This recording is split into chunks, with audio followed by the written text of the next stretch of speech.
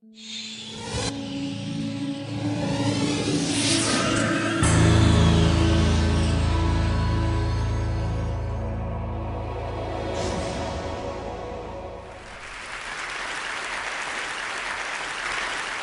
need to make a confession at the outset here.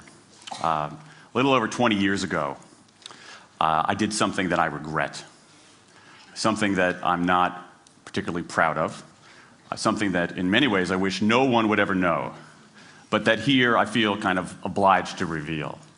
In the late 1980s, in a moment of youthful indiscretion, I went to law school. Now,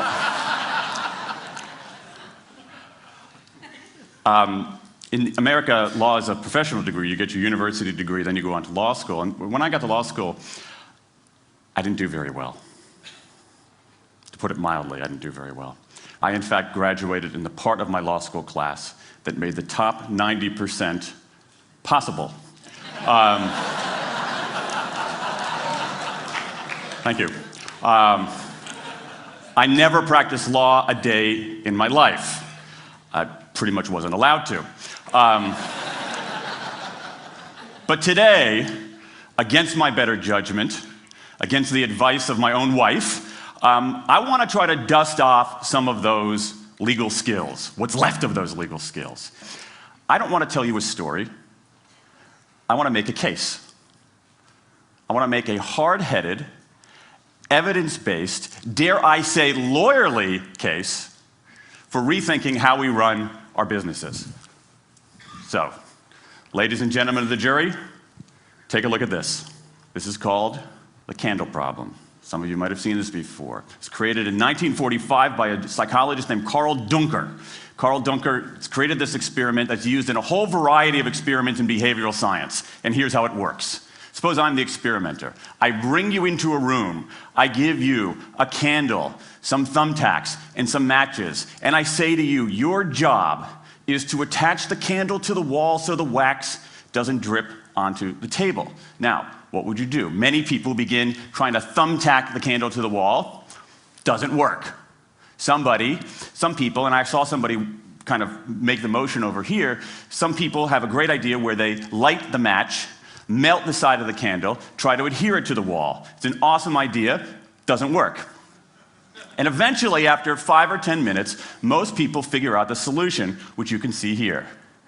The key is to overcome what's called functional fixedness. You look at that box and you see it only as a receptacle for the tacks, but it can also have this other function as a platform for the candle. The candle problem. Now, I want to tell you about an experiment using the candle problem done by a scientist named Sam Glucksberg, who's now at Princeton University in the US. This shows the power of incentives. Here's what he did. He gathered his participants and he said, I'm going to time you how quickly you can solve this problem. To one group, he said, I'm going to time you to establish norms, averages, for how long it typically takes someone to solve this sort of problem.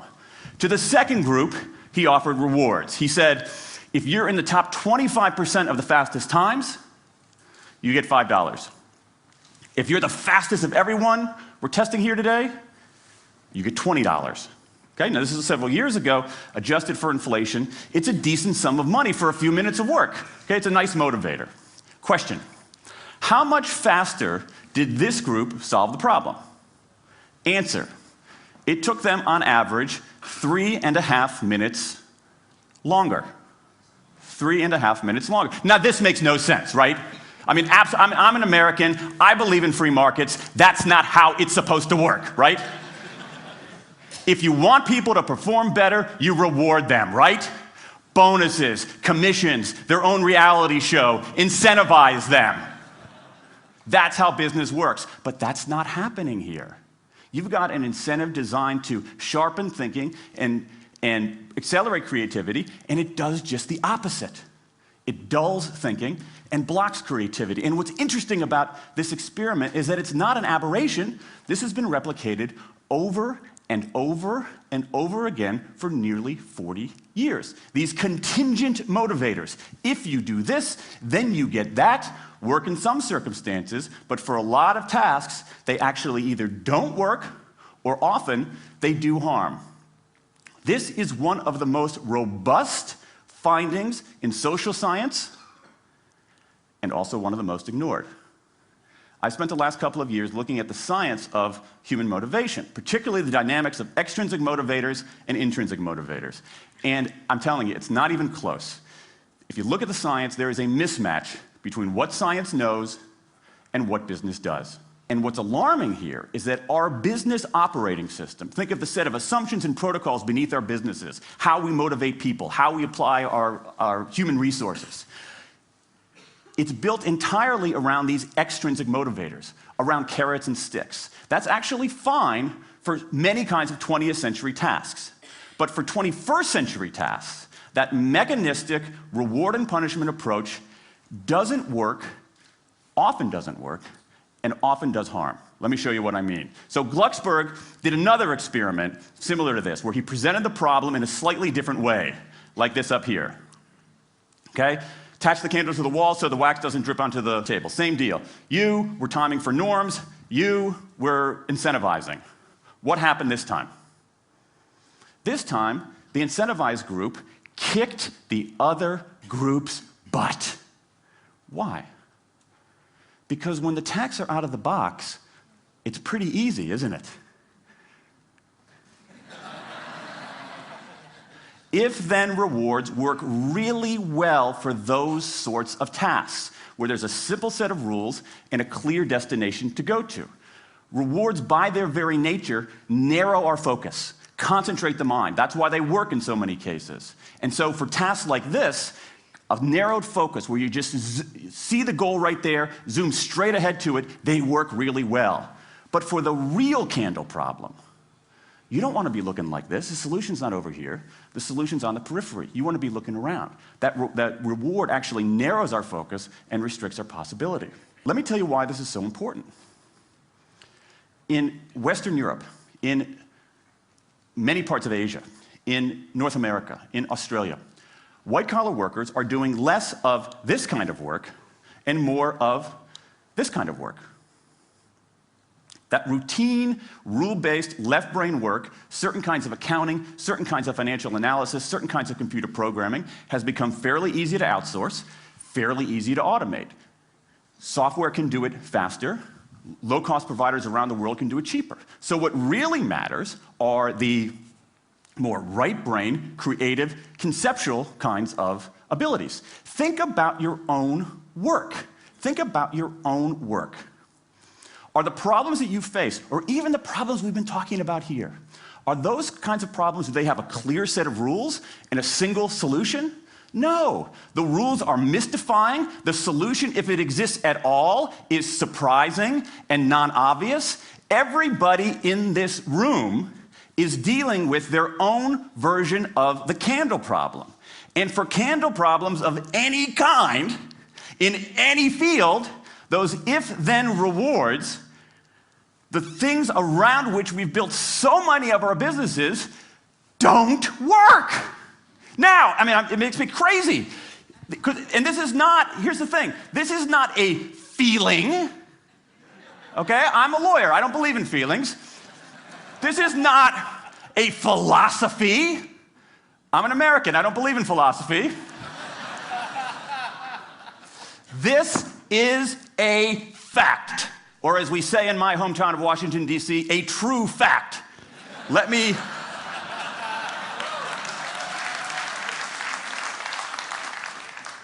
give you an example of what I mean. Let me marshal the evidence here, because I'm not telling you a story, I'm making a case, ladies and gentlemen of the jury. Some evidence. Dan Ariely, one of the great economists of our time, he and 3 colleagues did a study of some MIT students. They gave these MIT students a bunch of games that involved creativity and motor skills and concentration. And they offered them for performance 3 levels of rewards. Small reward, medium reward, large reward. Okay? Do really well, you get the large reward, on down. What happened? As long as the task involved only mechanical skill, bonuses worked as they would be expected. The higher the pay, the better the performance. Okay? But once the task called for even rudimentary cognitive skill, a larger reward led to poorer performance. Then they said, okay, let's see if there's any cultural bias here. Let's go to Madurai, India and test this. Standard of living is lower. In Madurai, a reward that's modest by North American standards is more meaningful there. Same deal. A bunch of games, 3 levels of rewards. What happens? People offered the medium level of rewards, did no better than people offered the small rewards. But this time, people offered the highest rewards. They did worst of all.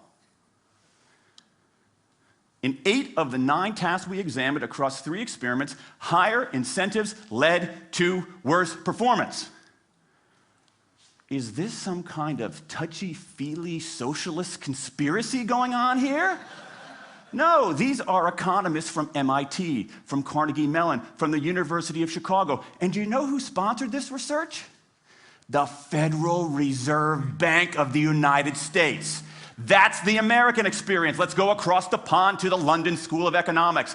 LSE, London School of Economics, alma mater of 11 Nobel laureates in economics. Training ground for great economic thinkers like George Soros and Friedrich Hayek and Mick Jagger. Just last month, economists at LSE looked at 51 studies of pay-for-performance plans inside of companies. Here's what the economists there said.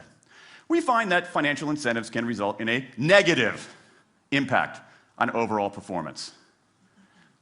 There's a mismatch between what science knows and what business does.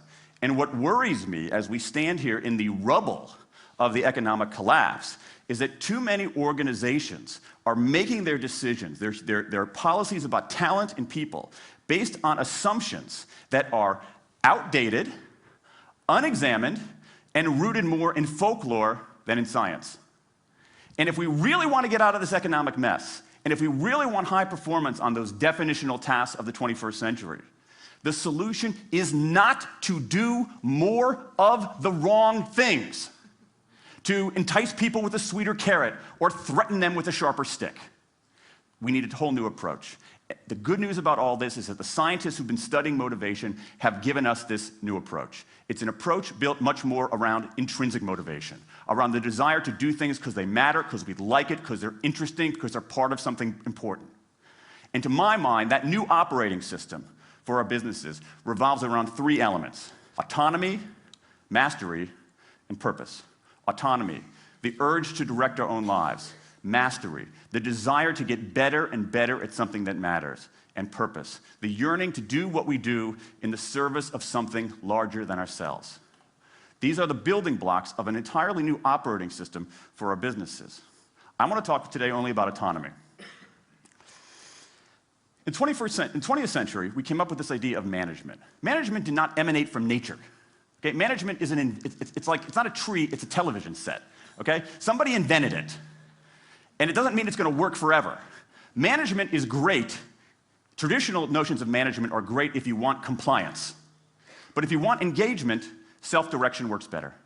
Let me give you some examples of some kind of radical notions of self-direction. And what this means, you don't see a lot of it, but you see the first stirrings of something really interesting going on. Because what it means is, it means paying people adequately and fairly, absolutely. Getting the issue of money off the table, and then giving people lots of autonomy. Let me give you some examples. How many of you have heard of the company Atlassian? Okay, looks like less than half. Atlassian is an Australian software company, and they do something incredibly cool. A few times a year, they tell their engineers, go for the next 24 hours and work on anything you want. As long as it's not part of your regular job, work on anything you want. So the engineers use this time to come up with a cool patch of code, to come up with an elegant hack. Then they present all of these stuff that they've developed to their teammates, to the rest of the company, in this wild and woolly all-hands meeting at the end of the day. And then, being Australians, everybody has a beer. They call them FedEx days. Why? Because you have to deliver something overnight. It's not bad. It's a huge trademark violation, but it's pretty clever. That one day of intense autonomy has produced a whole array of software fixes that might never have existed. And it's worked so well that Atlassian has taken it to the next level with 20% time, done famously at Google, where engineers can spend 20% of their time working on anything they want. They have autonomy over their time, their task, their team, their technique. Okay? Radical amounts of autonomy. And at Google, as many of you know, about half of the new products in a typical year are birthed during that 20% time. Things like Gmail, Orchid, Google News. Let me give you an even more radical example of it. Something called the results-only work environment, the ROW, created by 2 American consultants in place at about a dozen companies around North America. In a row, people don't have schedules. They show up when they want. They don't have to be in the office at a certain time or any time. They just have to get their work done. How they do it, when they do it, where they do it, is totally up to them. Meetings in these kinds of environments are optional. What happens? Almost across the board. Productivity goes up, worker engagement goes up, worker satisfaction goes up, turnover goes down. Autonomy, mastery, and purpose. These are the building blocks of a new way of doing things. Now, some of you might look at this and say, that sounds nice, but it's utopian. And I say, nope. I have proof. In the mid-1990s, Microsoft started an encyclopedia called Encarta. They had deployed all the right incentives. All the right incentives. They paid professionals to write and edit thousands of articles. Well-compensated managers oversaw the whole thing to make sure it came in on budget and on time. A few years later, another encyclopedia got started. Different model, right? Do it for fun. No one gets paid a cent or a euro or a yen. Do it because you like to do it. Now, if you had, just 10 years ago, if you had gone to an economist anywhere and said, hey, I got these 2 different models for creating an encyclopedia. If they went head-to-head, who would win? 10 years ago, you could not have found a single sober economist anywhere on planet Earth who would have predicted the Wikipedia model. This is the titanic battle between these 2 approaches. This is the Ali Frazier of motivation, right? This is the thriller in Manila, all right? Intrinsic motivators versus extrinsic motivators. Autonomy, mastery, and purpose versus carrots and sticks. And who wins? Intrinsic motivation, autonomy, mastery, and purpose in a knockout. Let me wrap up. There's a mismatch between what science knows and what business does. And here's what science knows. 1. Those 20th century rewards, those motivators we think are the natural part of business, do work, but only in a surprisingly narrow band of circumstances. 2, those if-then rewards often destroy creativity. 3, the secret to high performance isn't rewards and punishments, but that unseen intrinsic drive, the drive to do things for their own sake, the drive to do things because they matter. And here's the best part. Here's the best part. We already know this. The science confirms what we know in our hearts. So, if we repair this mismatch between what science knows and what business does, if we bring our motivation, notions of motivation into the 21st century, if we get past this lazy, dangerous ideology of carrots and sticks, we can strengthen our businesses, we can solve a lot of those candle problems, and maybe, we can change the world. I rest my case.